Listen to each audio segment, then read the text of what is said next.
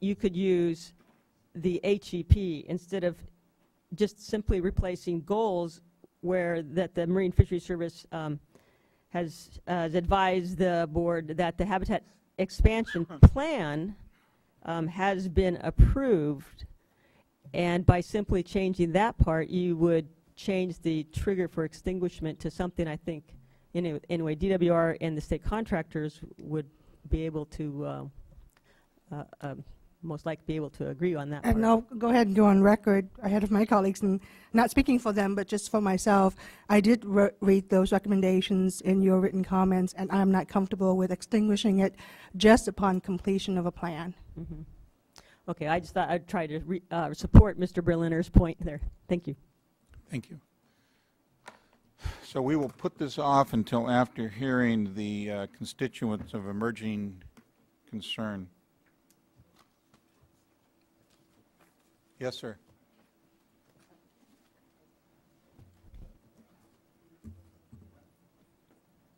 Roger Moore again for Butte County. I would request some clarification of the process here. We are a little wary of Mr. Berliner, who began by questioning the board's authority over the HEA, taking the laboring oar unless it is clear how others of us who may have a different perspective may be able to comment on it. And I would encourage you to allow all perspectives to be heard. Next, an observation. There's been quite a bit of discussion of 2 versus 4. I haven't heard an explanation of why 3 might not be a better starting point, and it would be useful before a final decision is made to have that on the record. Thank you. Thank you. I appreciate your comments. Mr. Moore. Mr. Bishop, would you send out for a bottle of whiskey and then introduce item number 16, please? I'll be right on that. Good afternoon, Chairman, members of the board. Item 16 is a report back to the board on the recommendations for contaminants of emerging concern by our scientific panel, and then the staff's going to request from you direction on moving forward and incorporating those into permits and policies in the future. And I think that Victoria Whitney will be leading the charge on this item.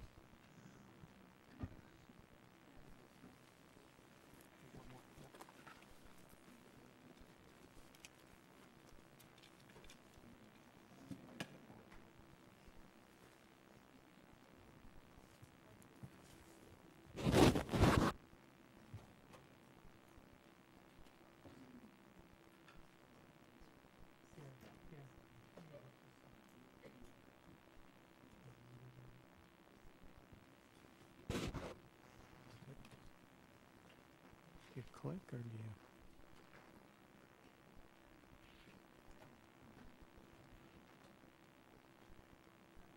Ask one of those guys how you work that.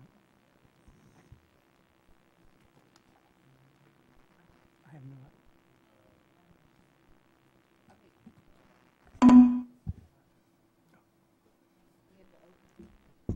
I have to tell you, Charlie, that instead of whiskey, Deb just bought me a drink called Bliss. Yeah. Are we on? Before we start, I feel like the second round of gladiators going into a bloodied arena here. Before we start, Chairman Hoppen, my understanding is that you've been given an opening statement for a hearing that is somewhat unnecessary. This was labeled as a hearing in the recycled water policy. I think that was an inadvertent use of the word. It's really a workshop. We're just here to provide information and get direction from the board before we move forward with regulatory matters based on this. I don't think that that you need to be reading that hearing. Mr. Sawyer, in light of that comment, do we need to close and then officially reopen the meeting, or are we in, legal, we all right? You can just keep going. Okay. Okay. All right. Have at it. Good afternoon, Chair, members of the board. My name is Rick Moss, and I am the contract manager for the contract with the Southern California Coastal Water Research Project to convene and manage the CEC Advisory Panel established pursuant to the recycled water policy adopted by the State Board in February 2009. As background, the recycled water policy recognized that regulatory requirements for CECs needed to be based upon the best available science and that the state of knowledge regarding CECs is incomplete. The policy directed the establishment of a scientific advisory panel to guide future actions relating to CECs and specified that the panel was to be composed of experts in 6 relevant fields. These included human health toxicology, epidemiology risk assessment, biochemistry, environmental toxicology, civil engineering, and analytical chemistry. Finally, the policy established a deadline to convene the panel, specified the charge questions the panel was to address, and set a deadline for submission of a final report and presentation of staff recommendations back to the board. The State Board initiated a contract with the Southern California Coastal Water Research Project and participated in a collaborative process to identify panel members within each category of expertise as required by the recycled water policy. As part of this process, a group of stakeholder advisors representing diverse interests across the state was established to vet nominated panel candidates and provide the panel with information and perspectives germane to their constituency. Members of this group represented the Association of California Water Agencies, Heal the Bay, the California Association of Sanitation Agencies, TriTac, the California Coastkeeper Alliance, Water Use Association of California, the National Water Research Institute, and the San Diego County Water Authority. The California Department of Public Health also participated in the process to vet the panel candidates and provide information to the panel throughout the development of the report. The 6 panel members selected were Dr. Paul Anderson, human health toxicologist, Dr. Nancy Denslow, biochemist, Jörg Drews, who was the chair, a civil engineer with the Colorado School of Mines, Dr. Adam Olivieri, risk assessor, and Dr. Daniel Schlenk, environmental toxicologist from UC Riverside, Dr. Shane Snyder, an analytical chemist who's with us here today, and finally the panel was convened in May of 2009. The policy mandated a 1-year deadline for production of a final report, and as a result, the schedule of meetings for the panel was very compressed, and production of the final report was compressed. Pursuant to the recycled water policy, this hearing is intended to provide an opportunity for consideration and public comments on the staff recommendations resulting from the CEC Advisory Panel report. Subsequent to this public hearing, State Board staff will come back before the board with proposed amendments to the recycled water policy to address CEC monitoring requirements for recycled water. In addition to State Board staff presentations, we have with us today Dr. Keith Maruya, a principal scientist at SWRCB, and as I said before, Dr. Shane Snyder, a member of the panel, to present to you the panel's findings in the final report and their comments on the staff recommendations. We also have in the audience Leah Walker, Chief of the Drinking Water Technical Programs Branch at the Department of Public Health. And with that, I'll turn it over to Keith.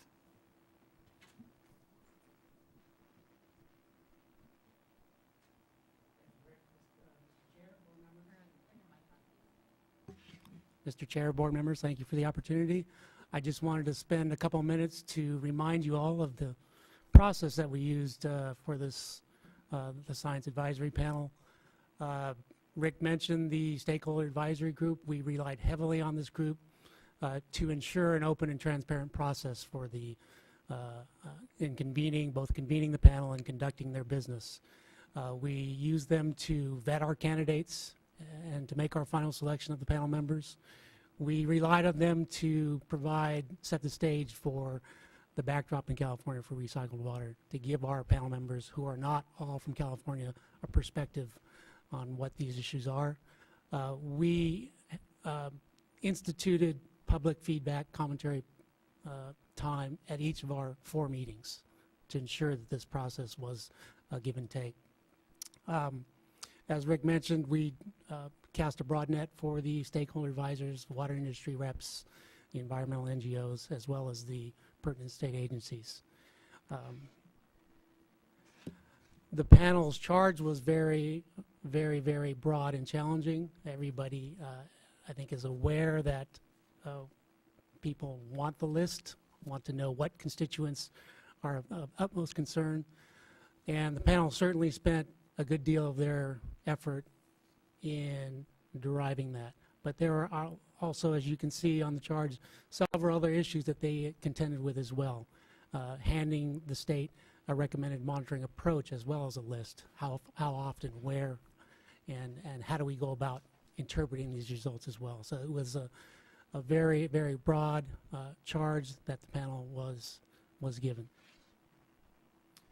I'll end with talking about the schedule. We convened the panel in May of 2009, and we basically had 1 year to deliver the goods, the report. We divided our available resources by having 4 face-to-face meetings with the panel. Again, they were all had a public component to them. The first meeting was very important, where we gave the stakeholders an opportunity to, again, provide the perspective, to familiarize the panel with the issues before them. We used the second and third meetings to let the panel devise their approach and formulate their frameworks. And then in April of this year, a draft of their recommendations was released. We scheduled a 30-day public commentary period for that, where we received a number of responses from the public. Their final meeting was really to respond to these comments on the draft and to formulate their strategy for implementing a revision of those recommendations. We did deliver the report at the end of June, a few weeks late, but that was pretty much on time. And so, you know, Keith, if you got that many academics and engineers to come to a conclusion, if you were a couple of weeks late, I think you deserve some kind of a Nobel Prize, to tell you the truth. I wouldn't apologize and about some the gray delay. hair. And so here we sit before you today, and I would like to turn it over to panel member Dr. Shane Snyder to tell you all of the report recommendations. Well, thank you, and I appreciate the opportunity to be here and present the findings of our panel before the board. And first of all, on behalf of myself and our panel, we'd like to commend the board for considering this important topic. It's certainly timely and of great interest, not just within the state, but truly a global issue. And it's taken me before the U.S. Congress now 4 times to testify, most recently in September. Oops. So, in accordance with what the scope that was handed to our panel, we were focusing on 3 practices of reuse within the state of California, and 2 of those being indirect potable reuse, the first via surface spreading, such as in Los Angeles at the Montebello Forebay, and the second indirect potable reuse, such as subsurface injection of recycled water into a potable aquifer, such as Orange County, California. We also considered urban landscape irrigation with recycled water. So the panel's approach was really to go beyond delivering a list of chemicals, but consider a universal framework that could be applied statewide to recycled water programs. So this was really to be a tool using the best available science to prioritize those contaminants of emerging concern, not only now but in the future, which is important considering that CECs are fluid and evolving. So we sought out to apply the framework to recycled water projects relevant to the state and to develop guidance regarding the monitoring and interpretation of the framework, including how to monitor, where to monitor, and what to do with those results. And also to recommend future activities such as needed research, support tools, and audits to improve and refine the process. So this flow chart shows generally the approach that was developed by the panel. And if you look at the beginning, essentially we sought to define the universe of possible CECs. And truly, this is a diverse and large group of potential compounds that may occur within a water system. And we separated those into those that are known, that have been measured, and those that perhaps are unknown and have very little data, and ultimately to develop a ratio between the measured concentrations and the level which would trigger monitoring based on human health endpoints. And from that, and combined with the ability to look at indicator or surrogate compounds, we decided that if the ratio between the measured levels and the public health threshold was less than 1, there would be a lower concern. And when the ratio is greater than 1, we would consider that further as our candidate list. So the panel provided 2 sets of recommendations. One related to indirect potable reuse through groundwater, and the second relevant to landscape irrigation with recycled water. In terms of which CECs were considered in our selection, we actually utilized a very comprehensive CEC database. And this is the EPA's candidate contaminant list, and we looked at the 3rd iteration. And this is a very comprehensive database that had been vetted through 3 National Academy of Science panels, and also through the National Drinking Water Advisory Council, and through several science advisory boards through the EPA. They considered more than 26,000 chemicals and pared them to 106, which appeared on the final CCL3. We also used actual CEC monitoring data from the state of California that was delivered to our panel. And from that list of measured compounds, there were 8 which the EPA had included on the CCL3, and 43 chemicals which were not included in EPA's CCL3. We also included chemicals that were on the California's priority list, such as the California Unregulated Contaminant Monitoring Rule and notification substances. So in the final selection, again, we looked at toxicological data relevant to human health from peer-reviewed sources, and we also considered the California monitoring data, and we chose the 90th percentile of the monitoring data as a conservative estimate of what may occur. So in order to assess whether the process, a particular treatment process or recycled water process, was able to attenuate CECs, we looked to select chemicals, again, that were relevant to public health at low levels. This is one approach. And that approach we termed as a health-based indicator, a chemical which has known toxicity and occurs in water. We also sought to identify chemicals that through their physicochemical properties and structures would serve as indicator compounds. And these compounds can represent broader classes of compounds.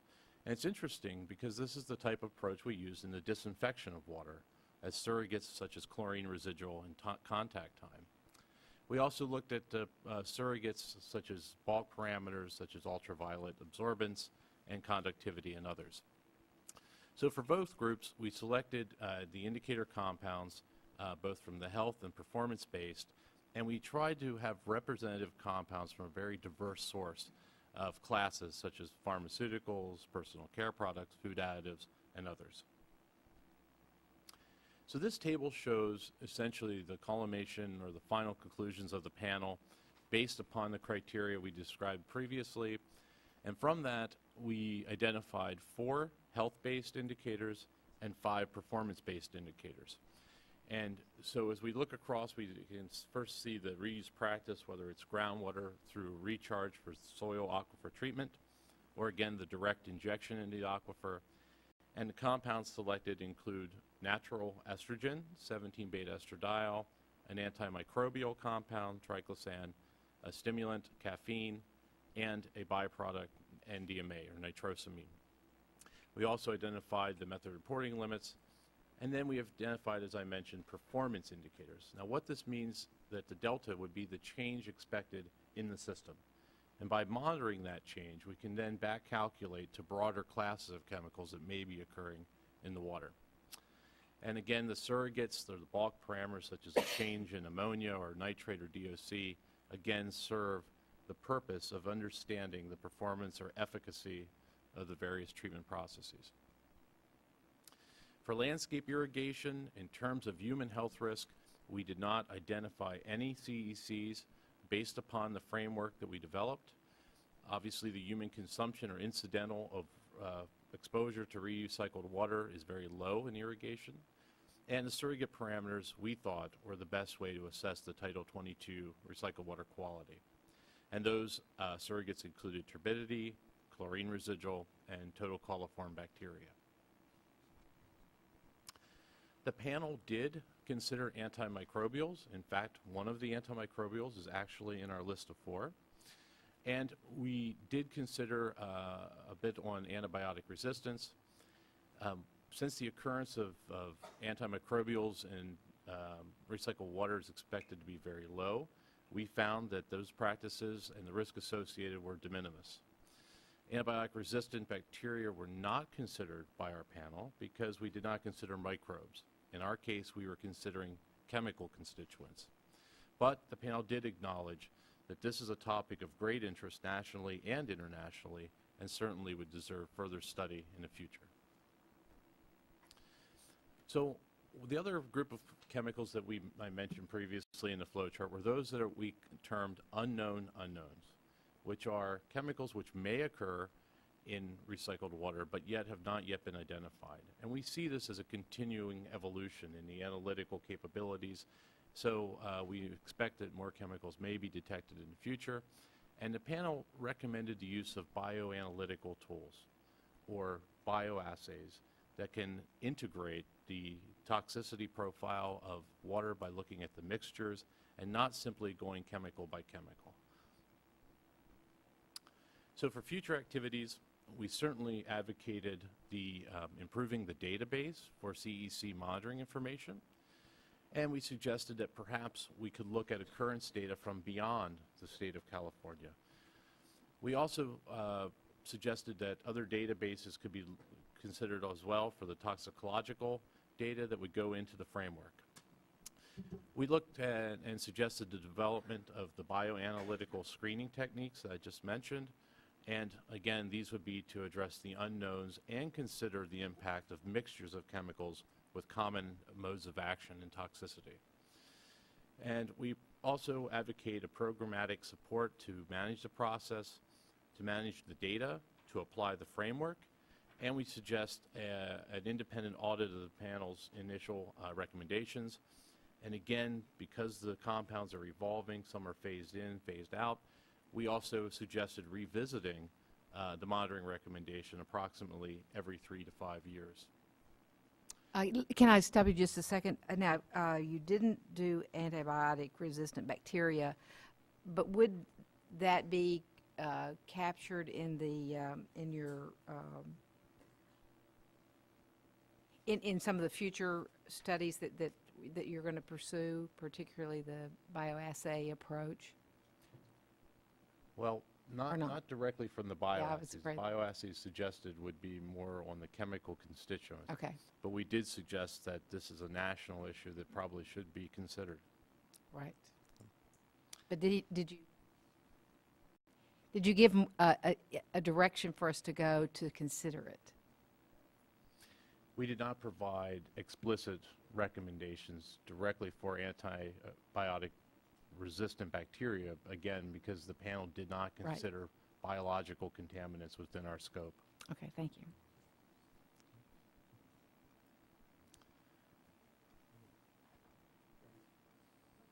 Sure. Dr. Snyder, I have a quick question.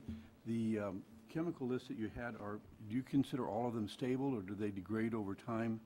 I'm thinking about ammonia. That's the one that looked to me that might break down into nitrite and nitrate. Excuse me, Board Member Ressler, could you use your microphone? We can't hear you. I thought I was. I'm sorry. All right now? Okay, thank you. Let me see if I can rephrase the question then. I looked at the list and I saw that ammonia was one of them, and I was curious if there are others that are not stable that would decompose over time or change format. Does that make a difference in your analysis? Well, in fact, that's an excellent question. And what we were looking at is the change in the concentration over time. So indeed, you're correct that we expect some of the indicators to change over time, which is why we would suggest looking at the starting concentration and final. And by understanding that difference, we can calculate the performance of the system. Okay. So we intentionally chose some compounds that would change over time, that would degrade and attenuate. And follow up on that, we're concerned sometimes when nitrogen gets more than, let's say, 45 milligrams per liter in the groundwater concentration. So if this recycled water ends up in the groundwater and it's bringing down nitrates, there would be at least a pathway to increase the nitrate in the water. Do you see that as does it quickly go through the soil column, or do you think it changes, or what, is it an issue that we should be concerned about, I guess is what I'm asking in Well, a roundabout way. Yeah, we didn't deliberate, or we didn't discuss nitrate specifically. We were looking at more of the chemical contaminants that were organic contaminants. Okay. And also we excluded compounds for which the federal government had MCLs. So in that case of nitrate, that's a regulated contaminant and was not Okay. considered. That answers my question. Thank you.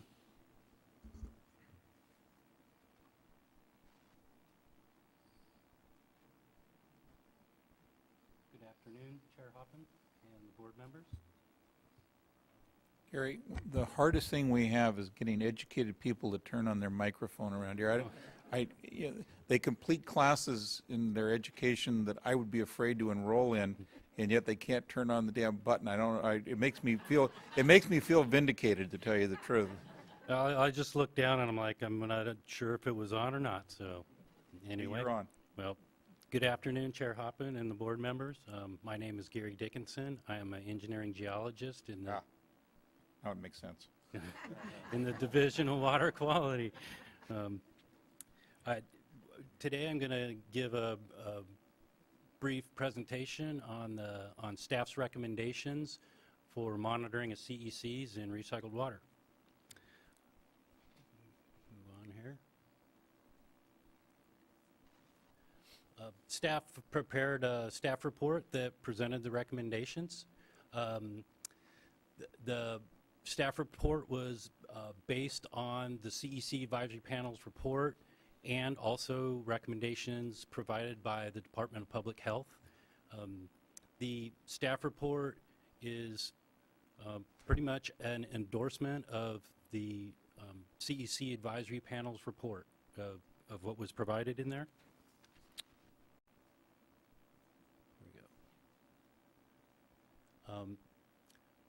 Parts of the staff report and the recommendations by staff include recommending using the screening framework provided by the panel, CECs and surrogate parameters provided by the panel, and the recommendations by Department of Public Health, monitoring locations and frequency, quality assurance, quality control measures for data quality, and a tiered approach for evaluating health-based CEC monitoring response, and also doing additional research, mainly in the bioanalytical screening techniques.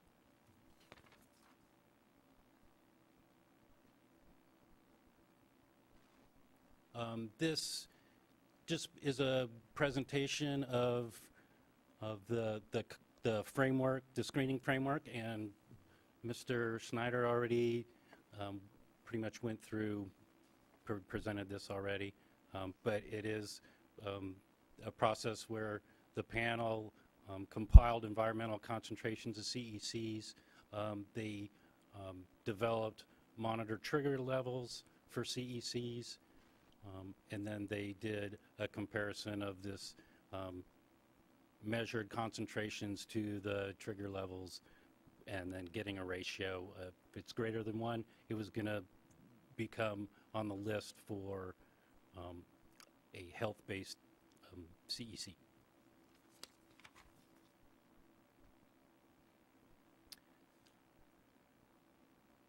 This is a presentation of how the panel came up with monitoring trigger levels. The trigger levels that they have established in the report are considered initial trigger levels. These were established from drinking water benchmarks. The panel also proposed to suggest, or made a proposal that subsequent MTLs be derived through more of a kind of, I think that's a risk-based type equation with using allowable daily intakes and relative source contribution. That would be something that would happen if there was more time and resources given to develop that on a constituent by constituent basis. Before you get off that one? Sure. Let's see if I can get this back. I looked at that a little bit, and I didn't quite understand what the units were of the different parameters in your equation. If I can ask you to go back to that last slide, please. Okay. I saw kilograms in there, and I saw what appeared to be liters per day. Yes. And then I didn't know what the other units were associated with the other terms in the equation. Whoops, excuse me, sir. Where am I going? Shane, can you help me with that? Sure. Generally, an ADI is expressed as milligrams per kilogram per day. Okay.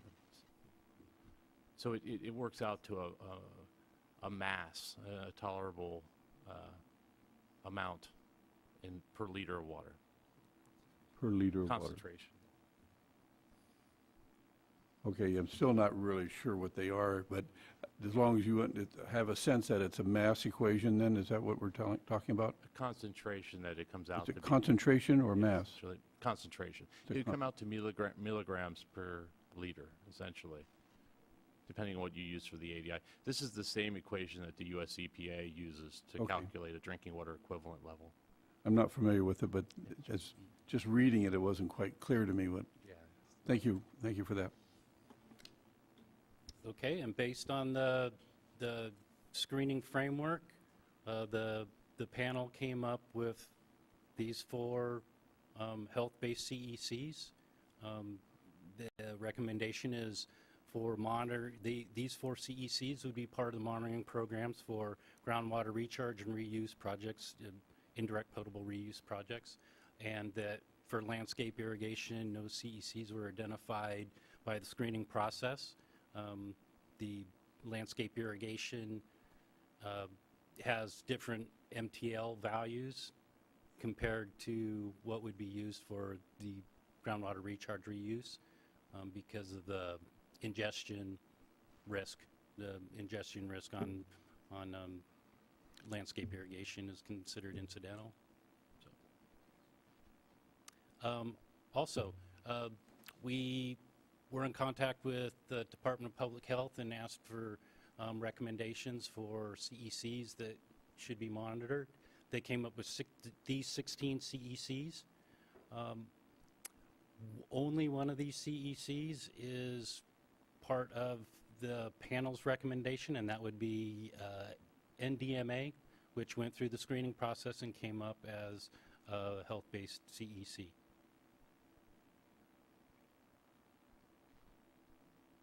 And the staff recommends including the Department of Health's CECs.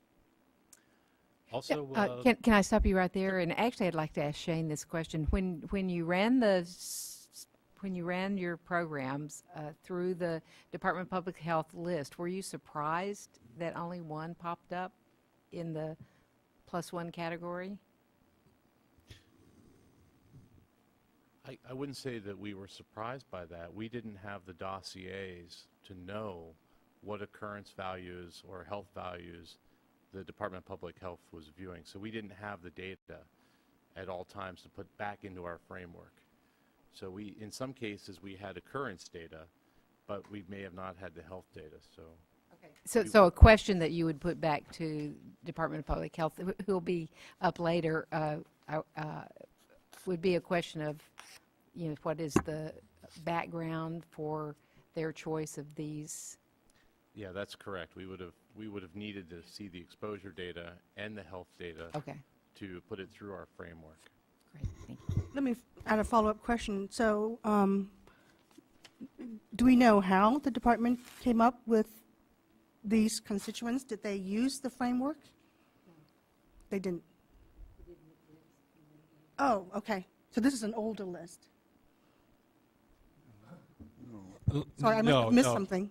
The progression was that the panel came out with their framework and their recommendations.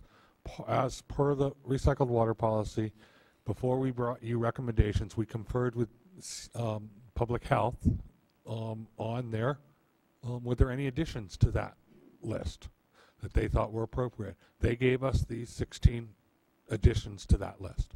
And So- the basis for that? Well, it was their opinion. We asked their opinion, and they gave it. Now, when they're here, and you can ask them Okay. in a little bit about, their justification. But this was not part of the panel's report. I This understand. was post the panel. So I guess my question to whomever from DPH is to what extent was the framework that was developed by the panel part of your consideration in making these recommendations? I'm sorry, you don't have to do it now. We can wait until you speak, but thank you.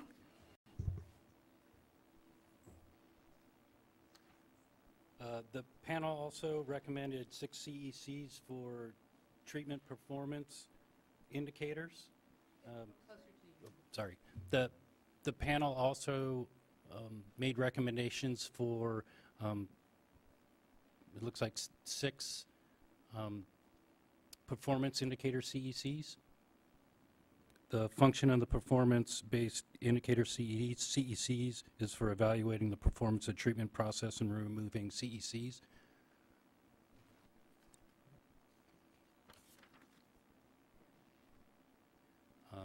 Here is pretty much the definition of what an indicator compound is, a surrogate parameter.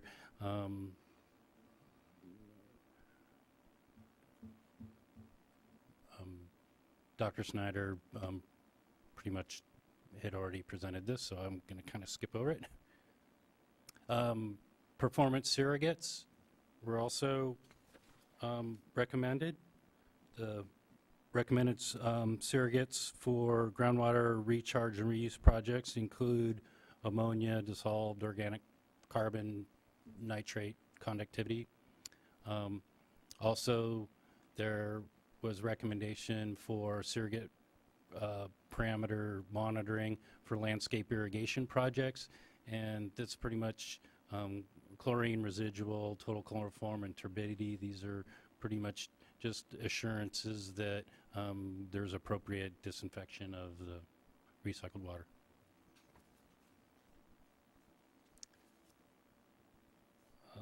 For surface spreading projects, staff recommends monitoring locations that include final recycled water prior to release to a spreading basin. Also, there would be monitoring of the uppermost groundwater beneath the application area, and also monitoring of groundwater down gradient of the spreading basin.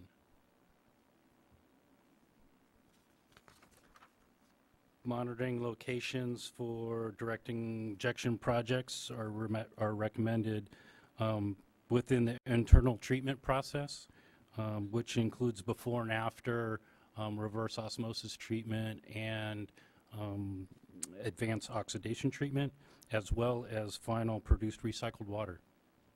For landscape irrigation projects, monitoring is recommended of the final produced recycled water prior to distribution.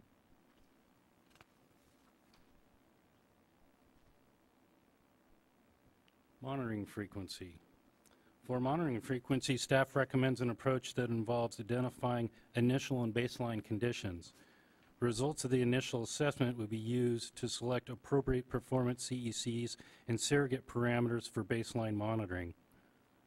Following the baseline monitoring period, monitoring requirements would be reevaluated.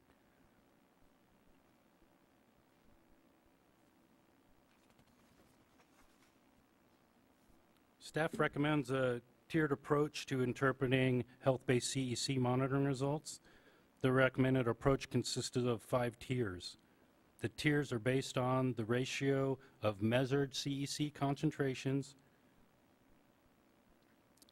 compared to the panel's established trigger levels. Examples of response actions based on the different tiers that might fall into range from increasing or relaxing CEC monitoring to additional investigation and studies if necessary, if there appears to be an issue with CEC levels in the recycled water. And here's the first two tiers. This is tier 3 and 4. As you move up in tier, you're going to be having more monitoring requirements, maybe having to do studies. And there's tier 5, which studies.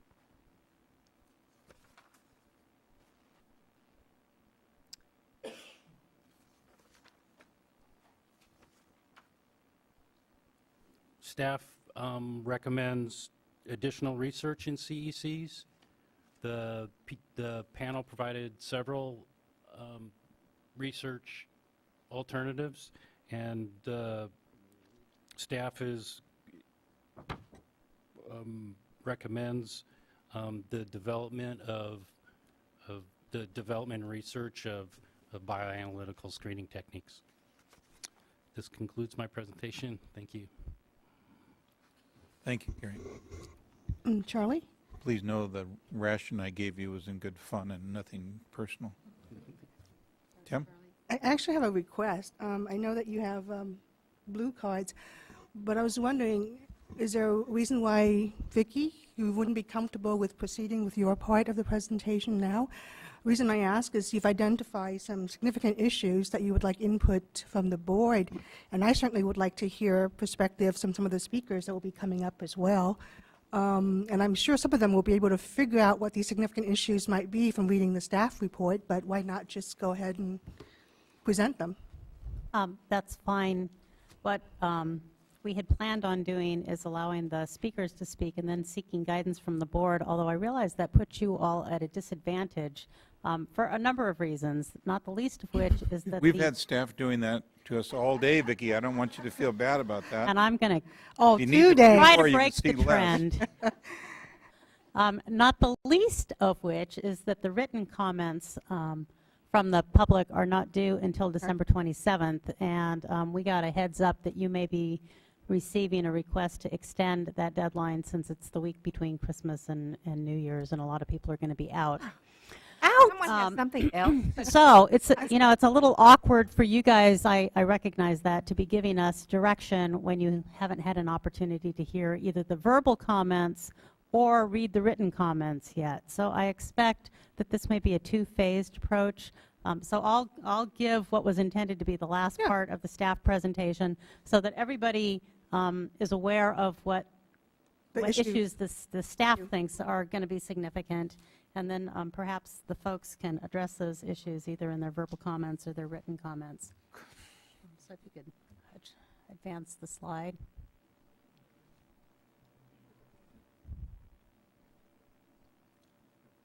And again, I'm Vicki Whitney, Deputy Director for Water Quality for the last 2 months, and I enjoyed listening to the last item because I knew everything that you guys were talking about. It's just like a soap opera. Nothing changes. And why didn't you get up here and try and resolve it so we didn't just sit here and make fools of Because ourselves? Tom told me I talked too much. So I was making a concerted effort to keep my mouth shut. It's not my problem anymore. Okay, so the first question that staff would like some direction on ultimately from the board is the most important question, which is whether the board intends to approve the panel CEC screening framework approach. And our recommendation, as Gary indicated, is that yes, we do recommend the framework that they've come up with as an appropriate screening tool. The next question pertains to the California Department of Public Health constituents that were recommended, as John pointed out, subsequent to the panel developing their screening tool. We've talked to both the panel and SWRCB and some of the parties since staff issued their the staff report on November 8th, and I think the general consensus, which we agree with, is that yes, those constituents should be included, but as indicated previously, that there needs to be some more, it should be included initially, but that there needs to be some additional justification and some additional information provided to determine whether to keep them on the list in the long run. The third question has to do with regional board monitoring. Regions 4 and 8 already have similar orders out that require monitoring of CECs, and so staff is a little bit concerned about what to do with the constituents that regions 4 and 8 are monitoring for already, in the situation where those constituents are not part of the list of constituents that have been recommended by the panel. And at this point, our preliminary recommendation is that we continue to have the regional boards monitor for those constituents and collect the information, because we think that there's value associated with collecting that information. But at the same time, we also recognize that this is the first panel recommendation of what will ultimately be a series of panel recommendations compiled by different panels on different topics. This is a health-based panel. Some of the concerns that we heard when we talked to the stakeholders down in Southern California were related to environmental health. That's a separate question, and there will be a panel in the future that deals with that. And so one of the mechanisms that we discussed was to have the subsequent panel that will be convened run the constituents that have been identified not only by Regions 4 and Regions 8, but all of the coastal regions through whatever thresholds and whichever framework those folks come up with in order to determine whether or not those constituents cause environmental health impacts as opposed to human health impacts. The last question up there has to do with how we go about doing that and what the proper roles of the parties are. There were some concerns expressed to us just about the regional board and the state board and the limitations that we have in terms of staffing, in terms of doing some of this pretty technical analysis. And so we recommend that we include OEHA in this conversation. Their job obviously includes exactly this kind of work, looking at constituents and determining human health effects associated and environmental health effects associated with those constituents. Next slide, please. To address the unknown unknowns, we recommend that the board comply or follow the second recommendation, which is to pursue bioanalytical methods. That's panel recommendation 6 in the report. We think that the studies that will be necessary to bring a test that can be used in the real world will cost about $1 million. We think that we've found $1 million in what Celeste used to refer to as budget dust bunnies, although it's not really an accurate description in this case. But we think that we have $700,000 in the water recycling fund that's available from DFA. And we think that there's about another $300,000 that can be augmented by water reuse for a combined amount of about $1 million. And we would recommend that the board enter into contracts with SWRCB to use that money to further develop the bioanalytical approach. And I believe that is... Do you want to go back one slide? I think Sure. you might have skipped one under the regional board. The second one? Under regional board yes, I monitoring. did. Sorry. We recommend that that we do require the use of the framework for additional CECs beyond the staff report recommendations. Again, go ahead. Yeah. It's a little bit confusing, but what we're trying to get at is that there are existing waste discharge requirements that have CEC monitoring in them. What we're saying is that we're not going to require the regional boards to go back in, open those permits up, and take them out. Right. But we are requiring that they take that data and submit it to us so that we can run it through with the next panels to look to see if those are appropriate. So that's the existing monitoring. We are saying that if you as a regional board want to add a CEC that's not on this list to a new waste discharge requirement, you do it by running it through the panel's report. So it's a nuanced approach, but it allows us not to jump in and tear up the existing permits that are out there, but we are moving this towards a consistent approach statewide as those permits come up for renewal. Jonathan, given that approach, will all this data be available in one spot? Or if someone from the public or from the board wants to see it, will they need to look a little bit here and a little bit there? We will be working on gathering this information because we are going to be using, we have another panel that's in process right now. We are envisioning another panel in 3 to 5 years to review this.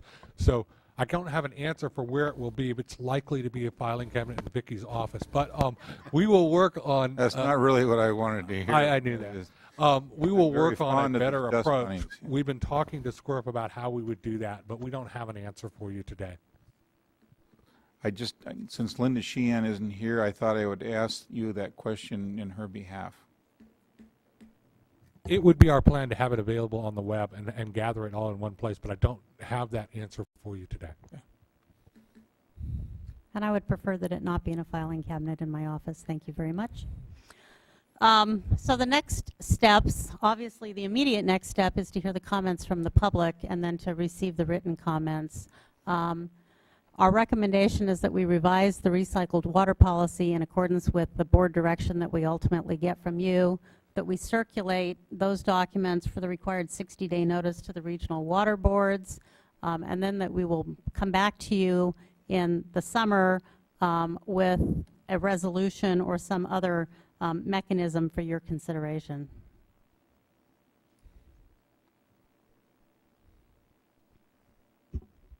Is that it?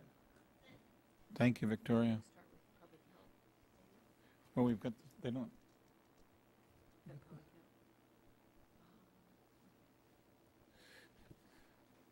David Smith, I've got a whole bunch of cards here for your panel, and you've probably got, you might be able to fit them all in the front row. How do you want to do this? Do you want me to call them up? Do you know, they were clipped together, and I assume for a reason, so whatever suits the format that you would like to present is just fine with me. Good afternoon, Mr. Chair. Yes, thank you. If you would just call them up, that would work just Okay. fine. I think there's enough chairs in the front row there. Ms. Davis, you're anticipating where you're going to be. You're already there. Nothing new about you being ahead. Jason Dacus, Ted Johnson, there's a name I can pronounce. Uzi Daniel, Dan Carlson, Jim Yanoda, Toby Roy, Eric Roseblum, Art O'Brien, and Ms. Larson, and David Elijah. Will all of you whose names were called come up to the Come up front? kind of the front row there, so you're, I mean, you've obviously orchestrated something that I have not the script for, so I'm going to leave unless you kick him out in mid-presentation, Mr. Smith, to coordinate your activities. Is that a fair analogy, Mr. Smith? Thank you very much, Mr. Chair. My name is Dave Smith, and I'm serving as the Managing Director for Water Reuse California. It's a pleasure to be before you and introduce myself to you, Mr. Russell. Water Reuse California represents, or our members recycle about 80 or more % of the water being recycled in the state. And this issue is extremely important to us, and we want to thank the board, we want to thank staff, we want to thank the panel, we want to thank SWRCB for its dedication to this issue.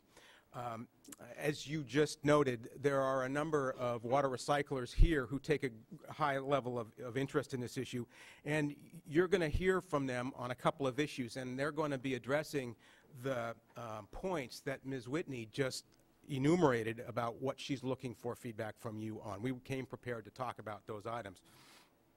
And so I'll overview what you're going to hear from these practitioners of recycling, and they're here because the action you take with respect to implementing the panel's recommendations, and we support full implementation of the panel's recommendations, will affect the success of water recycling programs that they are operating. And they all felt, as did I, it was valuable for you to see the connection between the particular recommendations that are being recommended by the panel, not all of which are part of the staff's recommendation, I want to point out. And I'm going to kind of focus on those deviations that the staff proposes from the panel's recommendations in the context of the list of items that Ms. Whitney listed. First of all, with respect to recommending approval, should you approve the panel's recommendations? Yes, we would encourage you and request that you do that, implement those fully as worded in the panel's recommendations.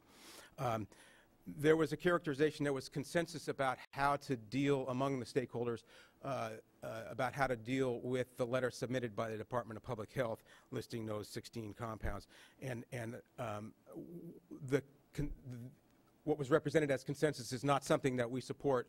We fully support and concur with the department's authority to regulate individual projects and to require projects to monitor maybe those particular constituents. But to adopt that list as part of this process of evaluating the panel's recommendations seems off base to us. Those constituents, as has been pointed out, the basis for them is not clear.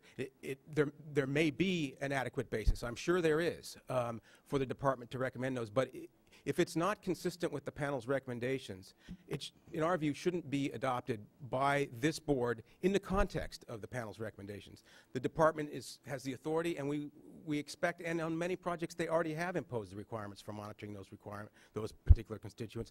But let's keep the science-based process pure here and allow the panel's recommendations to be adopted, and any constituents that meet the criteria established by the panel ought to be monitored. But we just don't have that information from the department, as Dr. Snyder indicates, to evaluate whether those would make it through the screening process that the panel recommends. I'd like to clarify my earlier statement, which is that we recognize, as Dr. Snyder indicated, that they didn't have the dossiers on the constituents. They did initially run all those constituents through the methodology, and only the one that Gary indicated passed that particular test. So what we think ought to be done is that we ought to collect additional occurrence data and then rerun the tests, and then if the constituents fail, we would not include them within our recommendations, but if they passed at that time, they would be included. I think I initially said we'd put them in initially and then we'd test them again. Just to clarify, that's what I meant. And we support re-evaluating this list of constituents according to the panel's recommendations without question.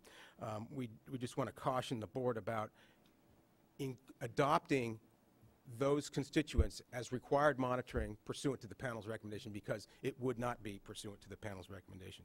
And I would also propose that there is a considerable amount of ongoing research that will provide information about the occurrence of these compounds and allow, when that panel is reconvened, for the constituent list to be modified as appropriate.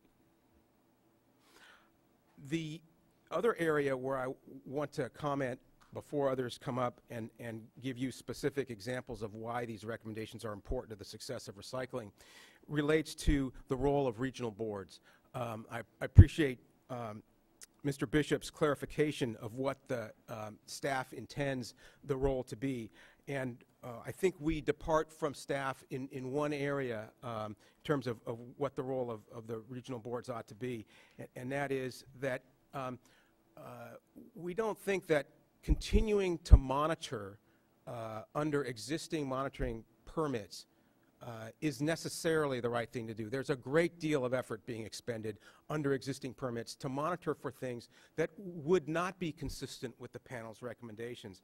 And a matter of revising those permits is not a huge burden. We're talking about just 6 permits, but hundreds and hundreds and hundreds of thousands of dollars being expended to monitor for these constituents. And so we think that that resource can be better dedicated to more fully and efficiently meeting the panel's intent. And so don't think we ought to necessarily forsake review of those existing permits. And then we also support what Mr. Bishop said about bringing available data back to a panel in the future and reviewing constituents that ought to be monitored and not leave that to the regional boards. We think that regional boards can work with this existing and should work with this existing framework, and we encourage you to ask them to do that.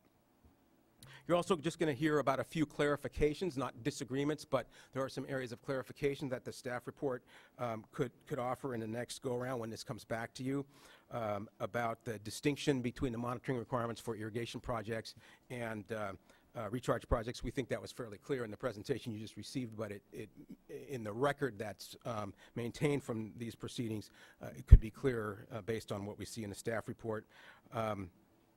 The chemical removal information in the report, in the staff report, was also shown on the slides up on the screen. We're interested in that information being, the purpose of that information being characterized. It was important to the panel to know what to expect in the way of removals, to determine what made sense to monitor at various points in the process. Because if it was 100% removed, it wouldn't make sense to monitor it downstream of a treatment plant. You won't find anything, and it's not telling you very much other than the treatment process is working or not working, and we need a finer tool than that blunt axe. But we're concerned that chemical removal information not be misinterpreted by your successors or the staff's successors as being a requirement for a level of treatment, because this whole process is about gathering information, not regulating the effluent, the quality of effluent. And lastly, I'll just close by saying that the list of responses to the monitoring results that you saw we generally agree with that. We just want to make sure that the responses to monitoring data at this time don't include operational changes. Again, this is a process to gather information to decide how in the future if these constituents should be regulated, and if so, how. And it would be premature to determine how to control these substances and whether they should be controlled, and we want to make sure that the staff report is clear on that point. So I'll stop there and allow the practitioners of recycling projects to describe to you why implementation of these panel recommendations is so important to the success of their projects. Thank you, Mr. President. Ms. Davis, would you grace us with your presence, please? It's a great pleasure to be here before you today again. You know, Dave's done such a great job. I'm going to keep my comments very short. I'm here on behalf of the Inland Empire Utility Agency, Martha Davis, and also as a member of the team that helped to negotiate the recycled water policy that we brought to you for your consideration and ultimate adoption. And I just want to take a moment and stop and think about the importance of the work that has been presented to you. And I want to commend the staff and the scientists and all the participants in this process. This issue of constituents of emerging concern is not just a California issue, it's a nationwide, it's a global issue. Shane did a really nice job of indicating how many eyes are on this process. And what they have presented to you in answer to a very complex set of questions in a remarkably short period of time is not just answers to the question. They've given us a tool, a methodology for how we can, with good science, in a disciplined way, try to figure out of all of those millions of chemicals that are out there, which one counts? Why? Why should we monitor it? What does it mean to our public health? And ultimately, because this panel was only looking at public health, you do have panels that are coming on the environmental issues. And so before we get into the weeds, I just want to look at everybody, Jonathan and all the staff, and say thank you. Because when we were talking about this in the negotiation room, the first thing we hit on was there was not enough information to guide the process.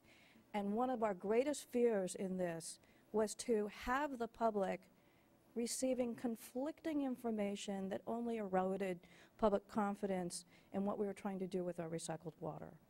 And instead what we've gotten is a disciplined approach, a methodology, a tool that we can build upon. It's a platform, and it's one of the reasons why we as practitioners are looking at this and saying we are really to stand up here and put our money into the monitoring, because it's based on science, and there is something here that establishes a platform going into the future.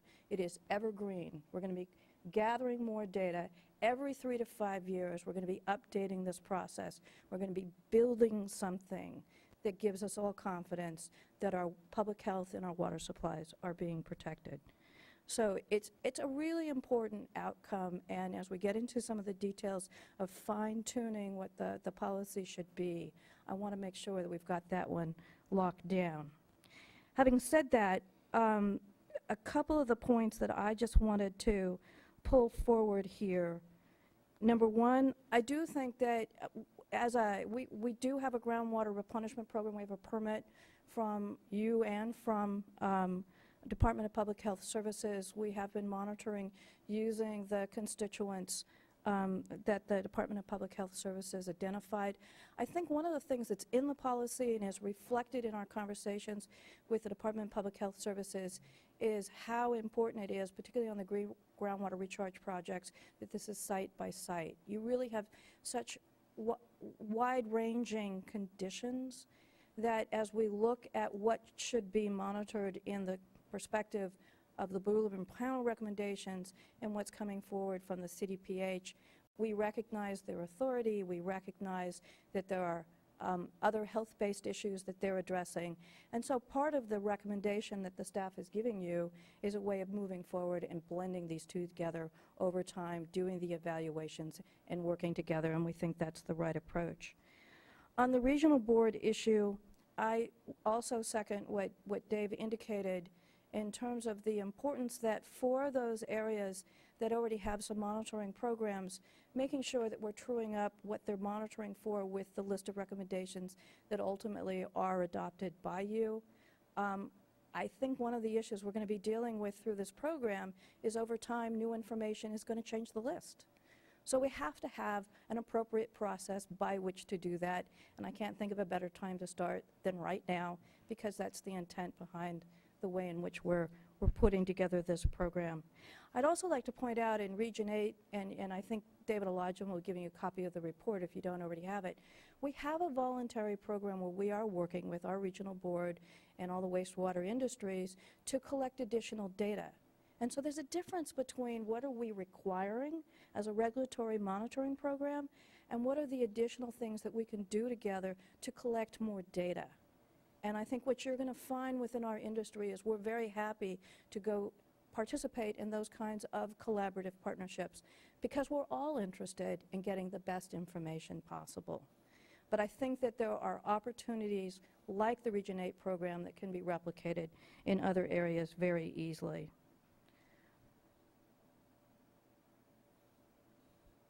I think the final point, and we'll put this in our comments, as practitioners, I had my staff take a look at some of the detailed comments on the frequency of the monitoring and the place of monitoring, and we just had some technical questions.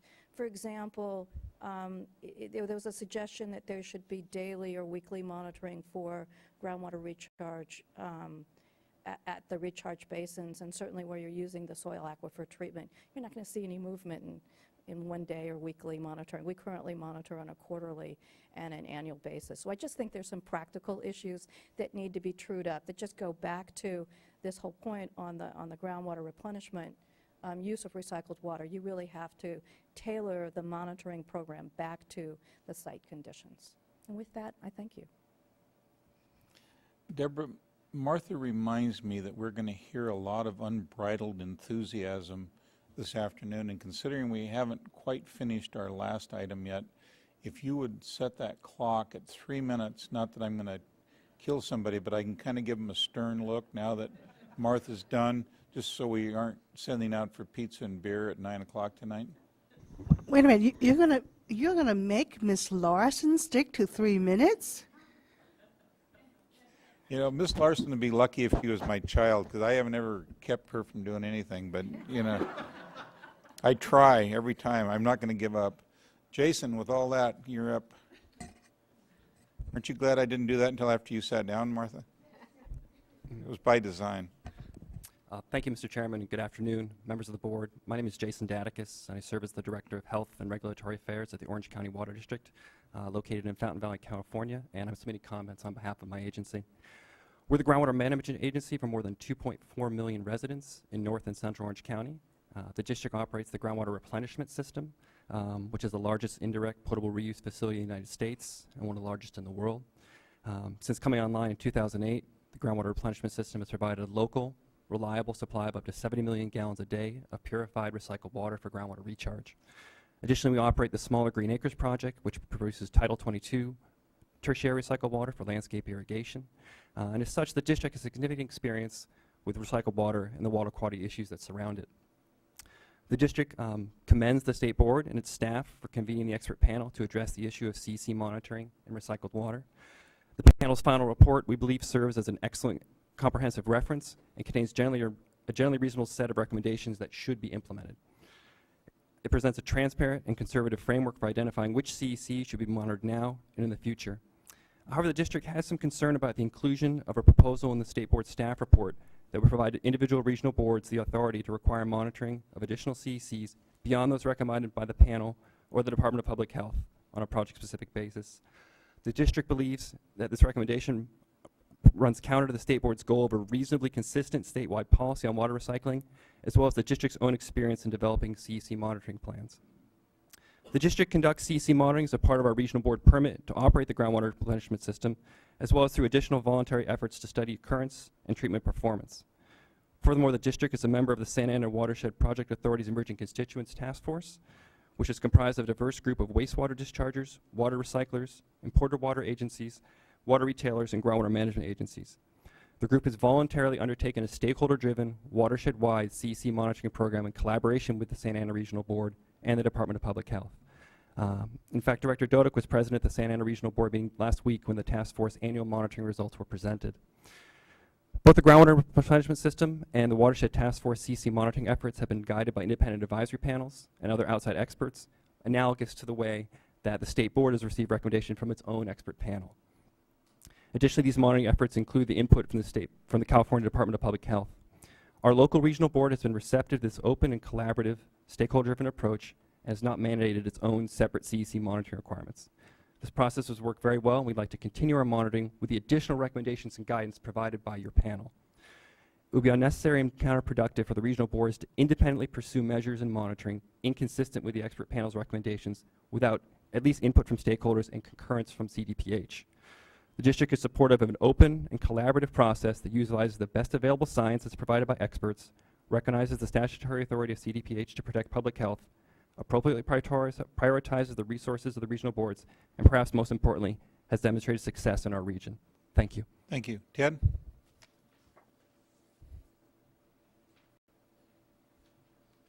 Hello. Good afternoon, Chair Hoppen and members of the board. My name is Ted Johnson, and I'm the Chief Hydrogeologist at the Water Replenishment District of Southern California. WRD manages two of the most utilized urban groundwater basins in the state, the Central Basin and the West Coast Basin in southern Los Angeles County. Groundwater in these basins makes up 40% of the total water supply, which is about 10% of the state's population in those two basins. And to help replenish those groundwater basins, which is one of our main duties, we utilize over 60,000 acre-feet of recycled water per year to put into the ground and replenish the aquifers, and that greatly reduces our need to bring in imported water from the Bay Delta and the Colorado River. We want to expand recycled water use down there. For example, we own and operate the Alamitos Barrier Recycled Water Treatment Plant, a project that uses recycled water to recharge the groundwater and protect the basins from seawater intrusion. This is part of our strategy to provide safe and reliable groundwater to 43 cities in our service area. You may remember that it was a successful appeal that we made to this board regarding the LA Regional Board's inclusion of notification levels as enforcement standards as part of our permit for that Alamitos Barrier project, and how that appeal was the catalyst for the State Water Board's recycled water policy. So now here we are, and we commend the board for its leadership and commitment to develop a consistent policy guidance for recycled water projects throughout the state, and for committing to a process of using sound science to determine appropriate monitoring requirements for recycled water use. Projects like ours are contingent upon a sound, consistent science basis in order to build consumer confidence in the safety and benefits of recycled water reuse. We appreciate this opportunity to comment on the excellent work of the Blue Ribbon Panel on constituents of emerging concern. And the panel report, with its careful approach to monitoring unregulated constituents based on the risk they present to human health, we believe should be accepted, unabridged, and without embellishment. With regards to any additional CECs that have been put in to the recommendation, we believe that those 15 CECs requested by CDPH should not be incorporated into this board's policy, but instead be considered by the CDPH on a case-by-case basis. We work very well with the CDPH on many of the permitting projects, and we know they do an excellent job to protect public health, and we acknowledge and respect their role in case-by-case permitting depending on the specifics of a groundwater recharge project. We believe it's inappropriate to require this additional monitoring of these 15 CECs as a global universal requirement for all future projects as part of this policy.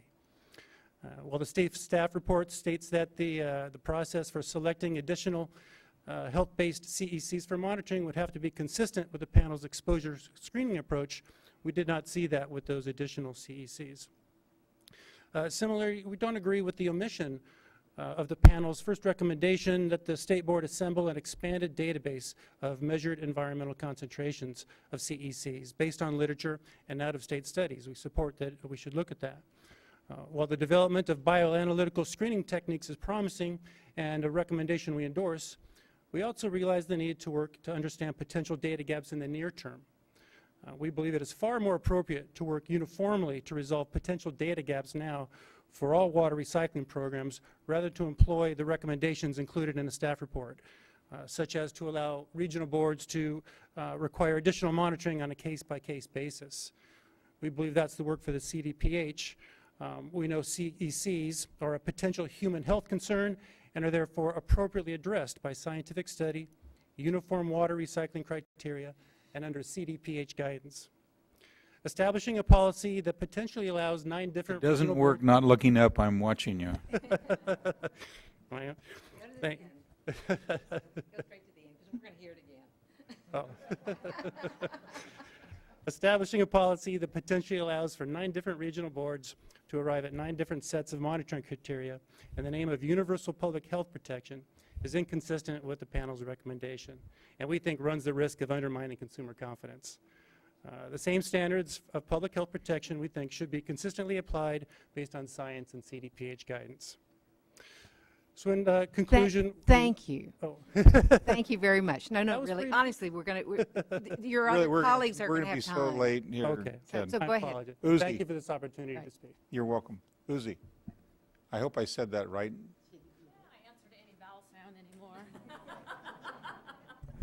My name is Uzi Daniel, and I'm with West Basin. And because you'll be hearing this a lot, and we'll have comments in writing, maybe for dramatic sake, I'll even wad up my notes here. And I'm going to go off I was about script. ready to wad up Ted's notes, though, just so you know. Give my time. I have a sort of an anecdotal story that'll come back to this. I was recently asked to go to Northrop and give a talk on no drugs down the drain. And Shay knows this because I got a last-minute request. And we actually ended up having a really good discussion. They have a lunch and learn program. And I cited the panel study, and we talked about it, and there's a lot of smart people there, brilliant people. And what was great was for the first time in a long time, I heard the words government used with smart, transparent, fair.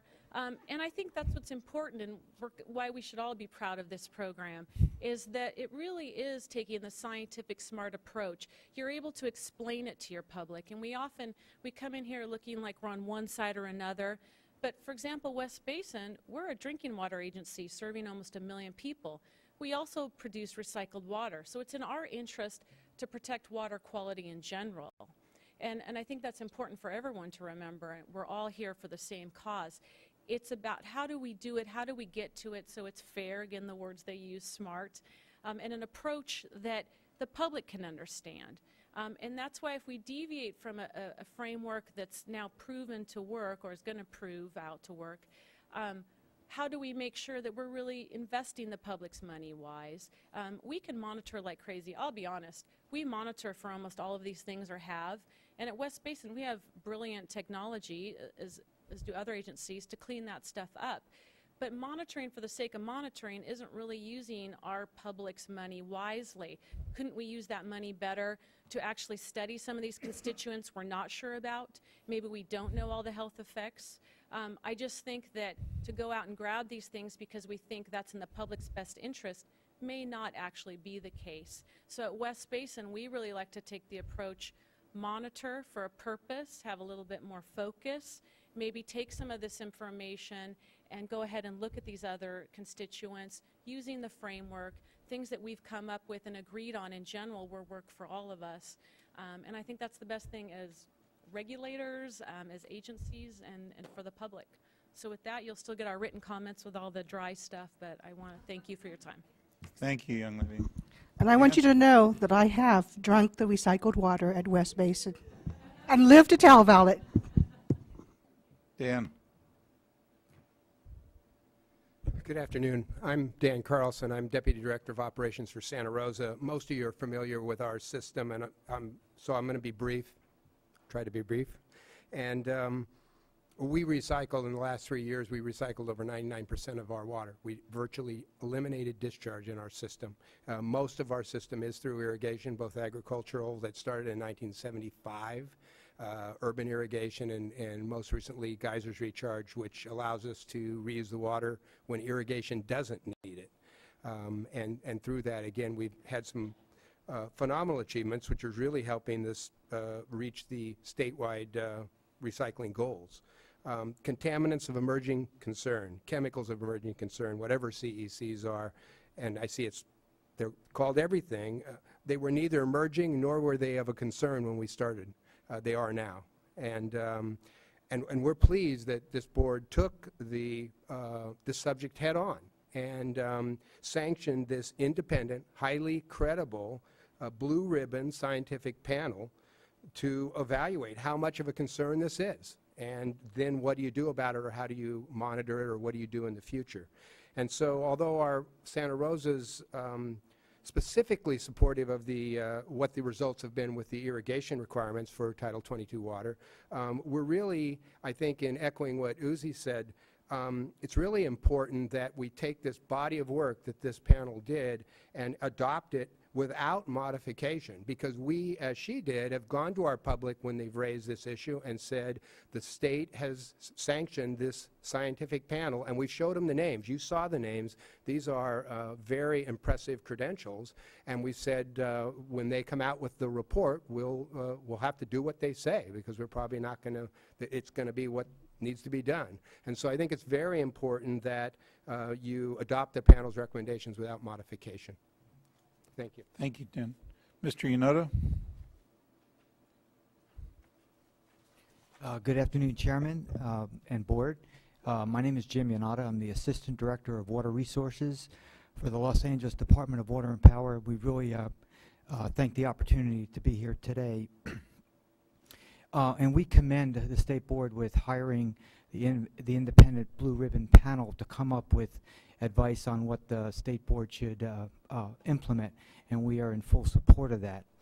As you know, recycled water is going to be an important part of our water supply in the recent past and moving forward.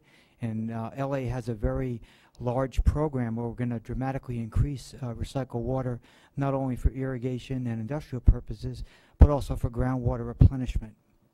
As part of our planning effort to expand this program, we've launched what's called a Recycled Water Advisory Group that includes 65 key stakeholders of various walks throughout the city of Los Angeles. Many of these stakeholders are concerned about CECs, and they need clear and consistent and information on how we as a city and how the state can protect public health with the use of recycled water. So the Blue Ribbon panel's input in the State Board's policy is important so that it's consistent statewide based on scientific and health-based information, so it would be implemented. With regard to the report itself, you've heard this before, we should adopt what the panel has brought forth. It is going to be very effective, and it will and it does not address any unnecessary or non-relevant requirements. You've heard us say before that the staff's recommendation of allowing the regional water quality control boards to add CECs, we believe that's inappropriate. That's overseen by the Department of Public Health, and we, along with the other agencies, work very closely with the public health organizations in each region to make sure that things are done based on science and is good to protect public health. Also, a couple other points. There needs to be a distinction between the monitoring for landscape irrigation from those from the groundwater replenishment. The panel's recommendation is very clear. It identifies a distinction. Now we need to make sure that the state board approves that without change. In closing, the state board should develop policies and monitoring requirements based on public health impacts, not based on evolving analytical detection capabilities. This step would provide the public with the assurance that public health is being protected in a manner based on science that is fiscally responsible, and just because we can measure something doesn't mean we really need to. On behalf of LADWP, thank you so much. They didn't tell us thank you yesterday. That was people That on was a dealing with different group? power issues. That was a different group. Although I worked in power 2 years, they're a good group of folks. I'll remember exactly what you said. I'll cherish it, actually. Thank you. No problem. Toby? Good afternoon, Chair Hoppen, members of the board. My name is Toby Roy. I'm with the San Diego County Water Authority. We are a wholesale water agency. We have 24 member agencies. Our member agencies do both non-potable reuse, significant amount for a long period of time, and they're also planning indirect potable projects. One of those projects is a groundwater recharge project by Helix Water District that will be impacted by how this board implements the policy. We appreciate the board interest in taking a health-based and scientific approach to CECs, and we did follow the panel as it proceeded through this process and support their recommendations. We do have a concern about the staff recommendation that individual regional boards should be able to go through this analysis and select additional constituents for monitoring. We don't believe that the regional boards have the expertise to be able to go through that analysis, and we think that individual local conditions or local specifics to projects are better addressed through the recommendations of the Department of Health that has looked at the specifics of the project.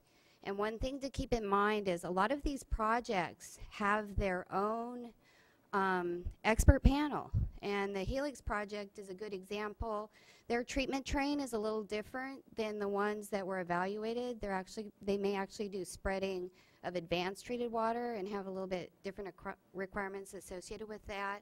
So the work of the health department locally and these local panels that are looking at this, providing recommendations to the regional board, is really an important piece of how we address CECs. A couple of other comments that we have, one is on the staff is recommending use of CDPH approved methods.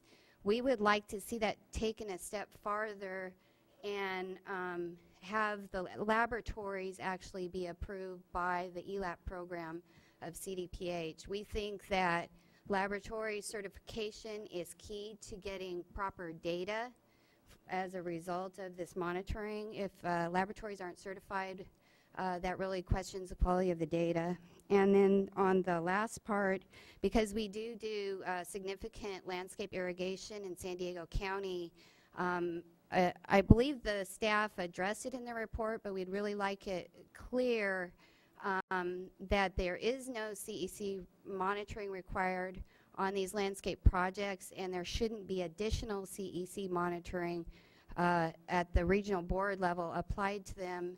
This is something we've been doing a long time, and we would like to stick with what the panel recommended, which is essentially a status quo for monitoring for those projects. And thank you for your time. Thank you, Toby. Mr. Rosenbaum?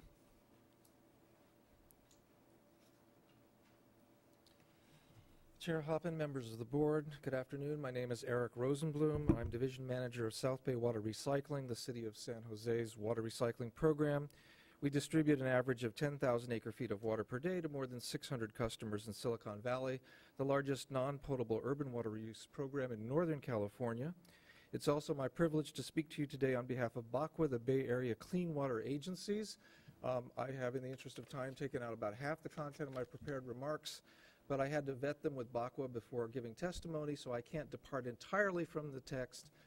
Also, if I just said ditto, I might not get my parking paid by the City of San Jose. As you know, BACWA is a joint powers authority representing 55 towns and sanitation districts throughout the San Francisco Bay Area, all working together to develop a region-wide understanding of the watershed protection and enhancement needs of the San Francisco Bay Estuary through reliance on sound scientific, environmental, and economic information.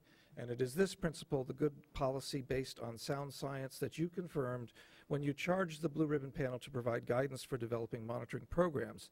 Now that we have received the report with its careful approach to monitoring unregulated constituents based on the risk they present to human health, it is this same principle that should persuade us to accept their recommendations unabridged and without embellishment. Specifically, we think the expertise of the members of the panel was evident both in their recommendations for monitoring and in the process by which they arrived at their recommendations. And given our commitment to good science, we are now very much relieved at the commitment voiced by board staff to test any of the CECs suggested by CDPH through the panel's framework for appropriateness before including them in any monitoring scheme. We would also like to suggest that in addition to the development of bioanalytical screening techniques, that we begin now to work together to resolve gaps in our knowledge of the prevalence and persistence of CECs. Otherwise, we are concerned that the additions of constituents by different regional boards using these methods could result in different constituents required all across the state, and therefore create a certain level or a level of uncertainty that would undermine consumer confidence and limit our ability to develop potable water supplies through the use of recycled water. You might ask, why is this important to the Northern California areas where all of our BACWA agencies use water to irrigate schools, parks, and playgrounds? And this is because, and the staff report, as you know, did not change the panel's recommendation relative to non-potable projects. But we think that by abandoning this careful process, we would set a dangerous precedent, which could ultimately result in the inclusion of CECs in non-potable projects as well, and would certainly make it harder for us to consider potable reuse in the future. So that said, the City of San Jose and BACWA agencies suggest that the board adopt the panel's recommendations without modification. This is the best way to accomplish your own stated goal of increasing the use of recycled water and maximizing consistency in the permitting of recycled water projects. Thank you. Thank you, sir. Mr. O'Brien? Good afternoon, Chairman Hoppen and members of the board. My name is Art O'Brien. I am currently the wastewater utility manager for the City of Roseville, and in that capacity oversee wastewater collection and treatment, recycled water production and distribution. I use the word currently because I am retiring from the City of Roseville. I have 6 more working days left after today, since I think today's almost over. I hope it is for all of us. So I will be pursuing other endeavors, likely within the water quality arena. I'm going to focus my comments on the landscape irrigation. By way of background, the City of Roseville has been treating for disinfected tertiary water since the early 1990s. We brought our first landscape irrigation customer on in 1998. We brought our first industrial customer on in 2007. Today we have 75 connections, about 3,000 acre-feet per year. And on our peak day last year, did 7 million gallons per day, which is about 45% of all the water we treated through our plant. Kind of to say that recycled water is a really key component of our entire water portfolio within the City of Roseville and our surrounding region. In focusing on the landscape irrigation, I thank the board, the staff, the panel for the good work they did, especially as it relates to that concept. And we support the panel's recommendations on landscape irrigation, but we're a little unclear on one point, and you've heard it a couple of times, and that's this issue of monitoring for chlorine. Disinfected tertiary recycled water, by its definition under Title 22, requires the disinfection either with chlorine or the log removal of associated viruses, which today is done in our plants with ultraviolet disinfection. So this concept of monitoring with chlorine, I think, needs to be clarified, which, if it's disinfected tertiary recycled water under Title 22, which then by definition we're required to monitor for turbidity and coliform, we're required to either meet a modal contact time with chlorine or to put 100 millijoules per centimeter squared into the water. We're not quite sure what that means, and it would be nice if the panel could help clarify that. We're also concerned that the staff report might not have fully, completely documented the difference between landscape irrigation and the other uses in here. I think it's there, but the staff report, we would ask that it be clarified that there are really no concerns for landscape irrigation related to this except for what you find in Title 22. So if someone's producing disinfected tertiary recycled water under Title 22, there really isn't any further monitoring required than what would otherwise be required for the producer of that recycled water. I appreciate your time. Thank you very much.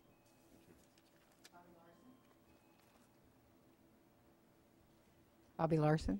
Thank you, Madam Vice Chair and members of the board.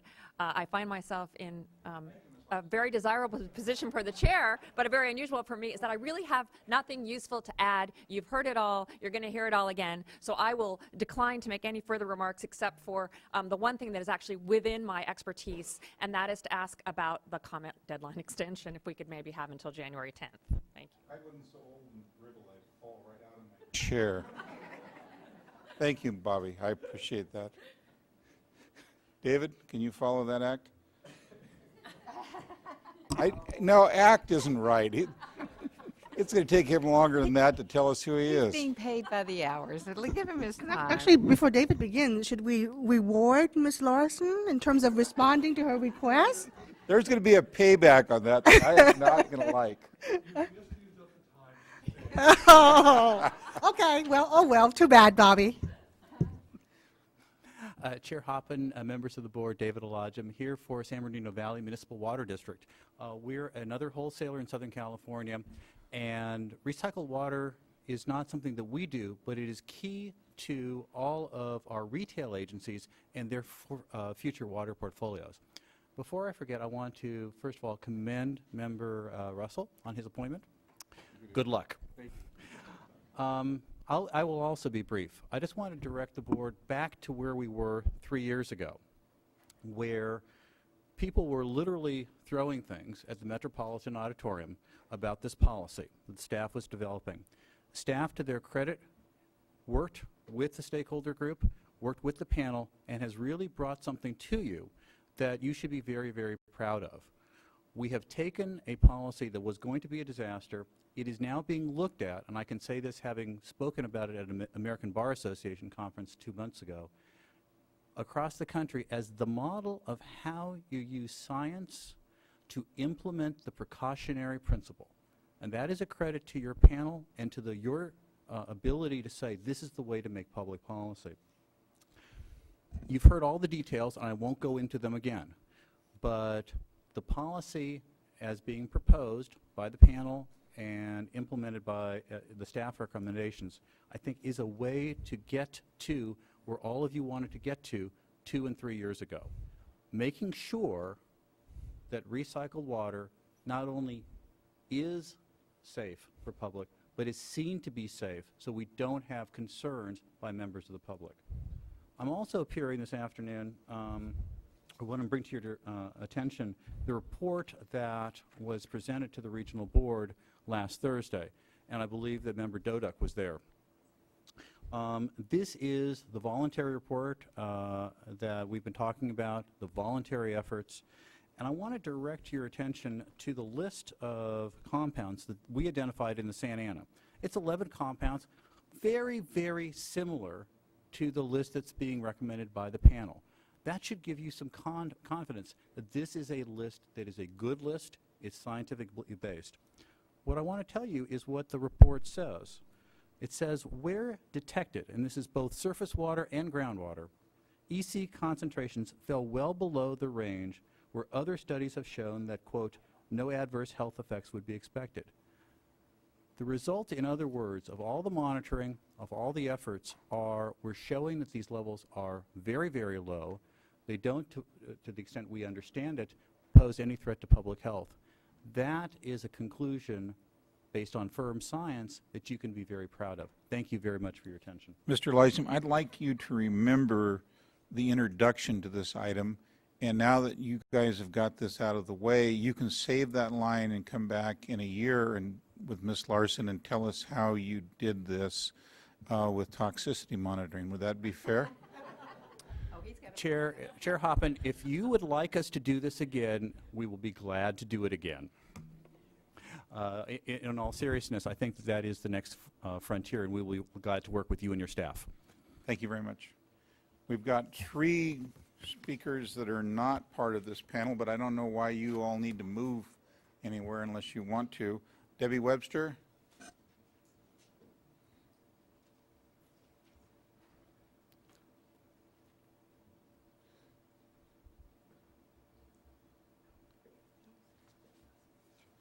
Whoa. Thank you. Is it on? Can you hear me? Okay. I couldn't hear myself. All right. Thank you. Debbie Webster, Executive Officer for the Central Valley Clean Water Association. And I actually had a lot of comments that were already covered, so I don't need to do that. We do have a lot of support. I really appreciated also Ms. Roy's comment about ELAP on that, and just the recommendations to keep things differentiated between landscape irrigation and other projects. There's one other area that actually is specifically happens a lot in the Central Valley, and I think that the policy could, or the report could do some improvement, and that is differentiating the groundwater language between a groundwater replenishment project, which is a recycled water use, and percolation ponds and land discharge, which we don't consider a recycled water use. And I know that they're not supposed to be, but the definition could certainly lean towards that way. But if you might recall, last time when the recycled water policy came up here, I talked about small communities, and you said come back. And so this is the comeback time on recycled small communities. Is with the recommendations from the panel, especially for landscape irrigation, that's not where the problem is. As we look towards CECs and even back to the recycled water policy and the monitoring requirements that are put in there, we need to consider small communities and what they can afford. We want recycled water projects to be available and viable for small communities. And some of the monitoring requirements is, there's some priority pollutant requirements, monitoring frequencies that are far exceed current requirements. We don't want those to get in the way. And so I would ask, as we look towards this and look towards how we can implement this policy and implement CEC monitoring, that we would look towards some reduced monitoring, maybe some phased monitoring for small communities, but we would really think about them front and center so that recycled water projects can happen in those communities too. So thank you. Thank you, Debbie. Mr. Garabedian.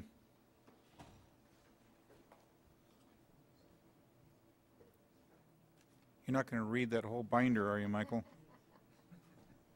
I've got a tough job in 3 minutes, but I'll just hit the high points. It's a deal. Our concerns. I'm Michael Garabedian with Friends of the North Fork. It's North Fork American River Group.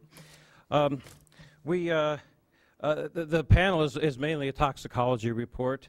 And the issue here, it's the people calling it different things, whether it's staff or Santa Rosa or whatever, calling it constituents of concern or contaminants of concern or chemicals of the report is obviously on chemicals of concern and omits a lot of science, doesn't look to science. It certainly was not a scientific decision not to look at the landscape issues. Liz Hazen was part of the August 12th phone call on the question that dealt very heavily with the problem of the genetic pieces that combine and create penicillin-resistant problems for people, and that those are things put on places where our young athletes and others do grasses. So that was a political decision, not a scientific decision. They say it's based on the policy, but of course you have the districts here. What we were concerned about the policy in the first place, that it keeps the primary emphasis with the regional boards, and that's what the policy does. And now you have many people coming here saying they oppose that part of the policy. They don't want the regional boards to be able to keep their conditions. We're concerned about that. We're concerned that we're involved in a process that's designed to facilitate water reuse. It's not a process that looking statewide, which we hope the board would do. We need you to do that. It's a big job, needs to be done, to look at constituents of EC. We need to know what's in our drinking water now, what's going into water districts, what's coming out, what's in our system, not just recycled water. We're concerned that looking at just recycled water leaves out all of the other issues and in effect buries them for longer term use. The testing that needs to be done, the monitoring, is our drinking water, our rivers, our reservoirs. This is a gray water issue. It's a septic issue. It's an issue for anybody designing and building a POTW right now. Are they designing things that we know are going to be out of date or already out of date now? The Department of Health letter, they said apparently they didn't ask them what was the basis for it, and now people are using that fact that they didn't know the basis for it to suggest it not be used.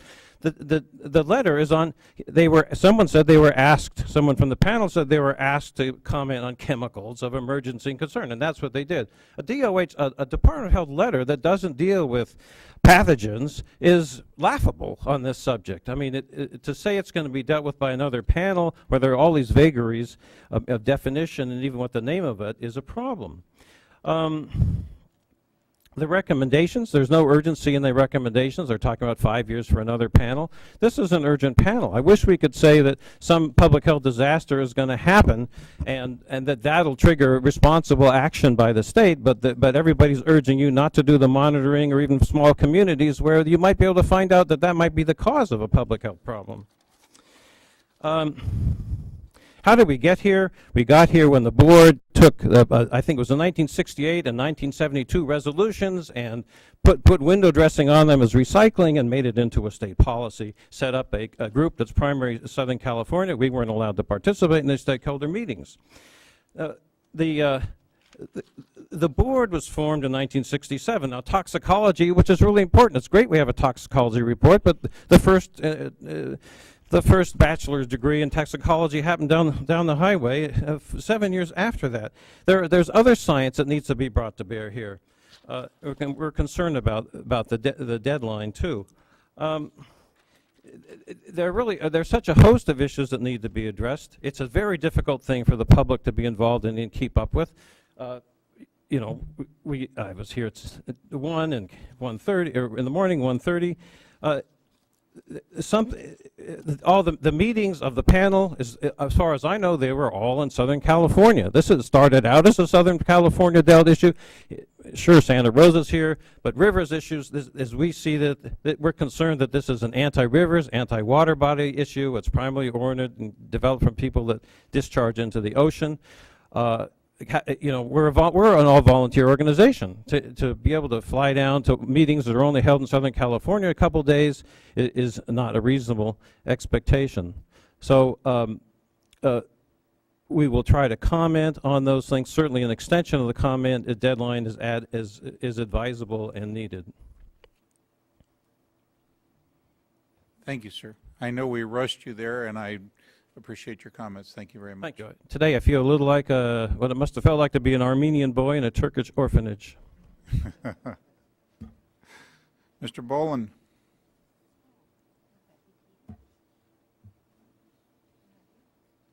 Thank you, Chair Hoppen and members of the board. I'm David Boland with the Association of California Water Agencies. Again, everybody said everything, but I didn't get a chance to, so I'm here to underscore the fact that the water community is pulled together here. We've got the dischargers, but we've got the groundwater folks. We've got raw water folks all interested and concerned in this process. The recycled water policy, we think, was a very successful effort on the part of the board. One piece of that was this CEC's Blue Ribbon panel. The panel has done exactly what was hoped for. And we're very encouraged by the fact that the staff recognizes the fact that this panel's work is good work and it needs to be implemented. Again, we support this. We support the implementation of this particular set of recommendations in its entirety, but without a lot of additional impositions. I think it's been very clearly underscored the fact that we don't want to see necessarily independent regional board action on this issue. We also want to defer to the Department of Public Health and its area of expertise on individual permitting basis. And those are very important issues. I trust that you'll be directing your staff to come back with a policy that implements those things. And we're just very appreciative of your time and effort on this. We think that we're looking forward to moving forward in getting more recycled water statewide. And I think that's one thing that needs to be reiterated is we've got agencies that are doing it now, but we've got a lot of agencies that will be doing it and need to be doing it, and we need to really grow this pie, and this is one potential impediment, perceived impediment to the use of recycled water that we think we can remove by using good science. So we appreciate your work. Thank you. Ms. Whitney, I assume DPH embraces your work so wholeheartedly that they saw no need to come to testify today? No, they're here. They're to answer questions if you have. And actually, since I had a question earlier, would you mind? Thank you. I was trying to put words into your mouth. It didn't work, did it? Okay.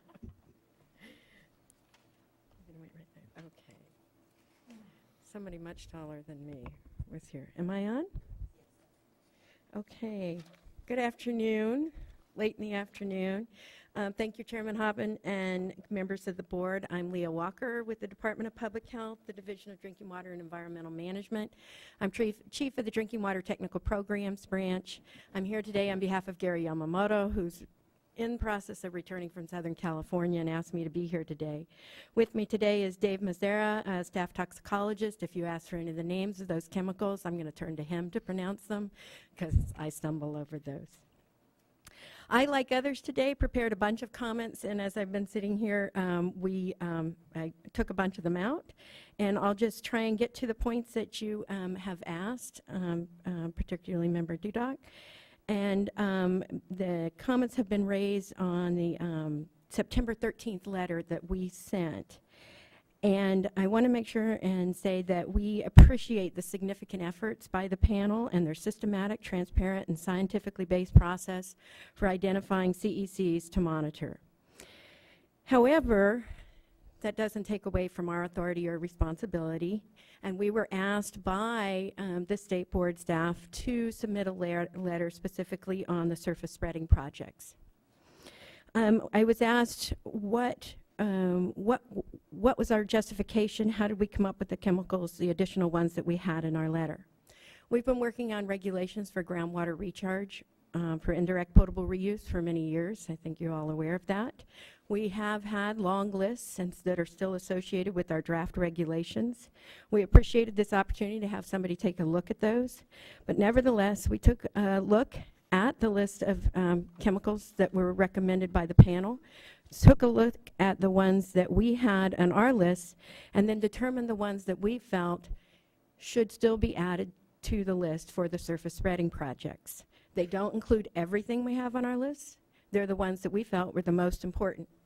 And the reason that we felt that they were important is because they will enable us to better characterize the capacity of the surface spreading operations to remove or reduce these CECs. In particular, a lot has been brought up about how the panel went through its process, and what we want to say is that on those particular contaminants, we do not believe there is yet enough data for us to say that they should not be monitored on projects. And after additional occurrence data is available, then they can be reconsidered. Thank you very much. Thank you. So how are you going to decide when enough is enough to either drop it or keep it? The panel itself made recommendations for coming back over periodically. We made recommendations on how often these components should be monitored at different projects. And so we concur with what the panel's approach is and continuing to reevaluate. Does that help? Thank you. I know my colleague, Ms. Spivey Weber, has a direction to staff. If anyone else does, that's certainly welcome as well, but I'll let you lead off, friend. I think, once again, thank you, all of you who came and sat through the early afternoon, anxiously awaiting to present, and for being prompt in your presentations. That was quite helpful, quite good. You raised some excellent issues. One reason we took so long before, and we're still going to continue after you leave, is we're making a decision that lasts for decades and decades, and so it really did require extra time. We don't have all the letters in. First, I want to make sure it's okay to extend to January 10th. Is that going to mess us up? Or maybe I should Well, get that means Vicki. that we won't be able to come back to you for 2 or 3 years, because that's what happens when you give an extension. Of course, it's fine. I think it's humane, and so my recommendation is that we allow the extension to. I think Bobby asked for July the 10th, and so did someone. I mean, July 10th. Whoa, you like July 10th, don't you? Oh, boy. Actually, Fred, I like the idea of granting the request based on Bobby's succinctness of her comments. That's true. As motivation. Exactly. And we had one river group who also asked for an extension, so it's a balance. So I like that, too. So the deadline's been extended, and we will want to review the letters and add to whatever guidance we give today. My personal, and this I haven't really discussed this with everyone, but my personal goal is that we are starting to develop a long-term CEC program that hopefully will engage the Department of Public Health, OEHA, and any other state agency that is associated with these issues, and the regional boards, because they will be on the front line of dealing with these issues, and so I want them to be included as we develop our policy. On the other hand, I do think consistency is going to be extremely important, both for the Department of Public Health and for us. If we're doing different things with different lists, we need to be absolutely clear why we're doing it and where we're doing it. And so I'm not completely opposed to having 2 lists running, from different places, and certainly we're not going to tell the Department of Public Health what to do. But I do think we need to, as part of this policy, be clear. And there are some major, some gaps that I know are going to be filled in.